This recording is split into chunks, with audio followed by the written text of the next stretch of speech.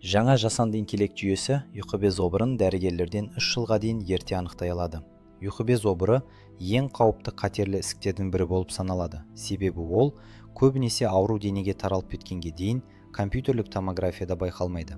Алайда жақында Mayo Clinic мамандары күнделікті компьютерлік томография суреттерінен тіпті тәжірибелі радиологтар көре алмайтын қатерлі ісік белгілерін анықтайтын жасанды интеллект моделін әзірледі. Жаңа зерттеуде ғалымдар бұл жүйені 2000-ға жуық томография нәтижесінде сынақтан өткізді. Олардың ішінде кейіннен ұйқы без обыры диагнозы қойылған, бірақ бастапқы кезде қалыпты деп бағаланған пациенттердің суреттері де болды. Нәтижесінде жүйе сол жасырын обыр жағдайларының 73%-ын анықтай алды.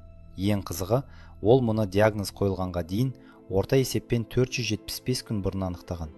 Бұл сол суреттерді қайта қарап шыққан мамандардың нәтижесінен шамамен 2 есе жоғары көрсеткіш болды.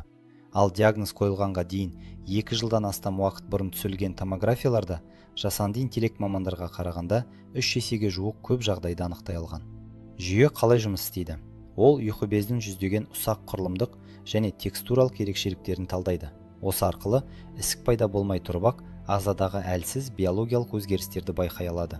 Қазіргі таңда ұйқы без обырына шалдыққан науқастардың 85%-дан астамына диагноз ауру денеге таралып кеткеннен кейін ғана қойылады. Ал 5 жылдық өмір сүру көрсеткіші 15%-дан төмен.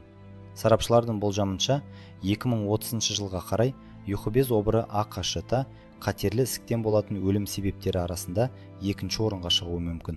Сондықтан жасанды интеллекттің көмегімен бұл ауруды бірнеше жыл бұрын анықтау, хирургиялық емдеу әлі мүмкін болған кезеңде диагноз қоюға мүмкіндік беріп, осы дертке қарсы ең маңызды серпілістердің біріне айналуы ықтимал. Жасанды интеллект пен робототехника саласындағы соңғы жаңалықтарды жіберіп алмаңыз келсе, жазылып қойыңыз.